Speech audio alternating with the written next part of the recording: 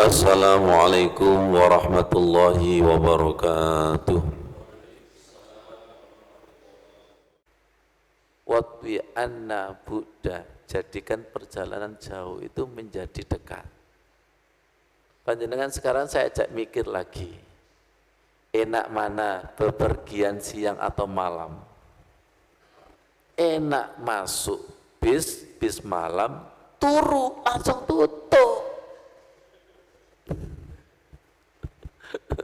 Betul enggak? Dan ketika malam itu bumi itu rasanya dilipat.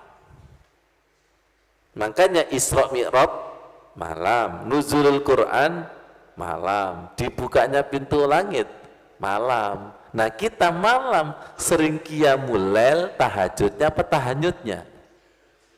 Nah sampai biasanya sholat malam yang menembus ruang dan waktu apa turun nih menembus ruang dan waktu? Allahu Akbar. Kita minta kepada Allah watwi anna Buddha. Ramadan ini belum datang ya Allah, tapi hembusan aroma surganya ini loh. Kita minta watwi anna Buddha. Makanya saya senang sekarang, walaupun ini bukan hadis, Allahumma barik lana fi Rajaba wa Sya'bana wa balighna Ramadan. Sampaikan ruh kami.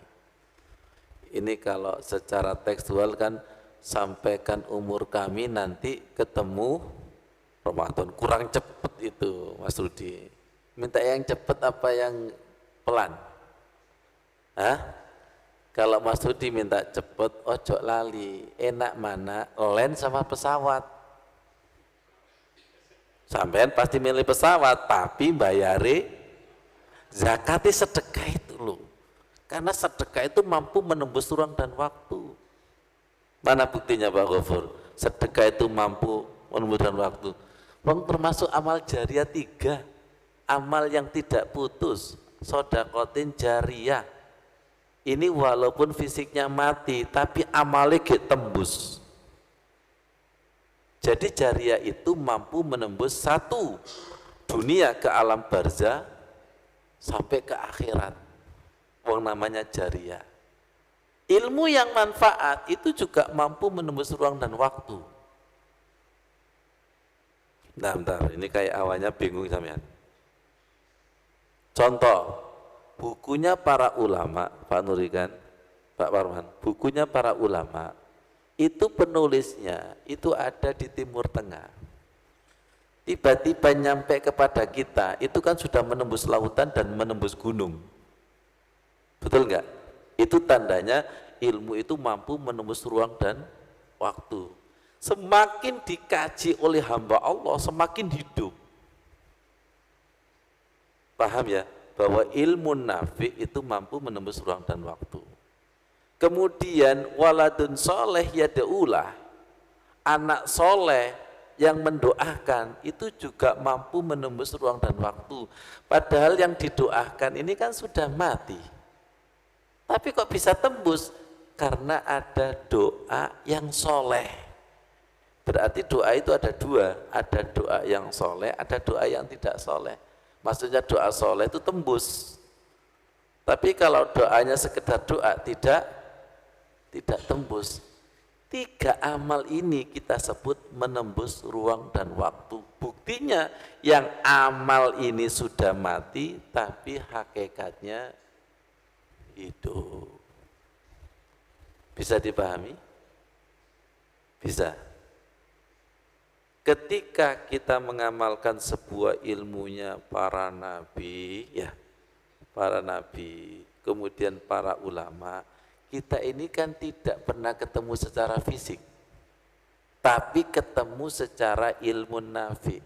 Kalau begitu jaringannya nyambung Mas Bunati? Nyambung? Gara-gara nyambung inilah mampu menembus ruang dan waktu. Saya pernah ketika umroh nelpon keluarga, Bu Tuti, nelpon Umi. Ketika saya telepon V-call, bayangkan nih, karena nyambung Mas Udin. Karena nyambung tanah suci dengan tanah air. Halo, halo. Iya betul Mas. Telepon itu kalau nyambung, walaupun nggak vikol loh ya, walaupun nggak vikol, kalau sudah nyambung, itu pasti jenengan membayangkan, oh bojoku biasanya tak telepon no kasur ini. Akhirnya bayang no kasur. Oh. Ngerti maksudnya enggak? Nah bayangan ini namanya ka'annakataro, seakan-akan melihat. Kalau nyambung, tapi kalau nggak nyambung, apa sih sampai bayang no? Tahu halu? Halusinasi, penghayalan. Tapi kalau nyambung, bukan penghayalan. Wong suarane ono, gambare ono. Jadi sholat itu kalau nyambung dengan Allah itu ka'annakataro, seakan-akan melihat. Perhatikan kata kuncinya nyambung. Mas Rudi tak tanya, pengen nyambungi manual, level Gojek, Goker apa pesawat? Tapi bondo. Ini zakatir. Wong jenengan paketan VIP, kalau paketan 2 giga gimana? Betul nggak? Paketan internet itu loh. Semakin mahal kan semakin speednya itu semakin tanpa hambatan. Wes. Ngerti? Berarti ini nyambung nggak sedekah jariah? Maksudnya kok wes apa putus nyambung? Apa murahan? Makanya semakin percaya orangnya ahli sedekah itu pasti VIP-nya tuh nggak tahu kecepatan seperti apa kira-kira.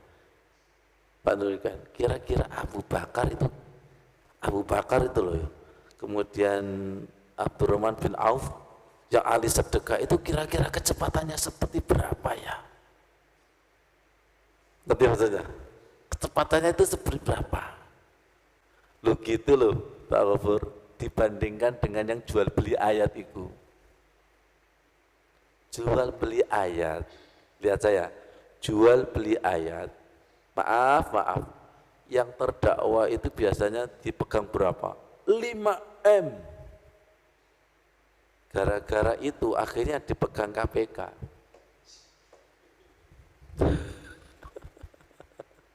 Ngerti maksudnya itu? Iya. Ternyata kita ini terjebak dengan 5M secara kasat mata. Sedangkan di sisi Allah yang sedekah dan lain sebagainya itu kecepatannya itu luar biasa. Dan yakin banyak sekali saudara kita yang secara materi berlimpah tapi secara hati sengsara. Banyak juga di antara saudara kita secara kasat mata ikut pas-pasan tapi suasana bahagianya itu luar biasa. Ya maksudnya kita punya teman dulu yang bekerjanya di salah satu minuman keras, itu uangnya banyak, beliaunya itu memberikan kesaksian, ya Allah saya ketika itu tidak ada kebahagiaan sama sekali, tapi setelah pensiun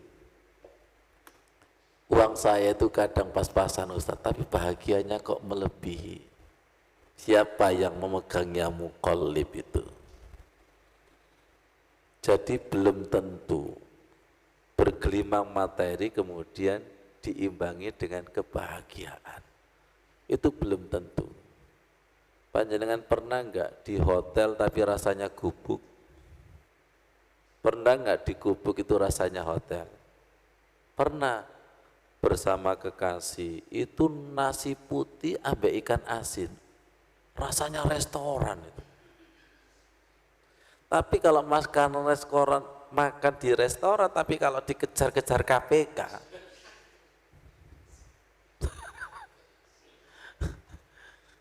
ya Allah, kita pernah enggak mimpi dikejar anjing? Itu bangun capeknya ada padahal badan tidak bergerak. Itu menunjukkan bahwa ketika jiwa itu disiksa, badan ikut sakit. Itu enak mana?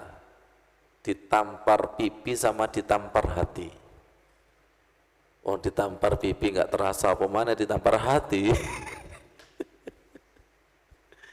Ya Allah, bahasa Al-Quran itu indah sekali ya, indah sekali. Sekali lagi tolong diperhatikan, apabila manusia itu mati, maka semua amalnya putus kecuali tiga.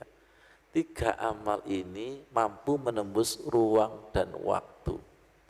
Kalau bicara fisik kita, butuh maksimal 63. Kalau bicara fisik dan umur kita itu. Tapi kalau bicara rohani, kan tidak bisa mati.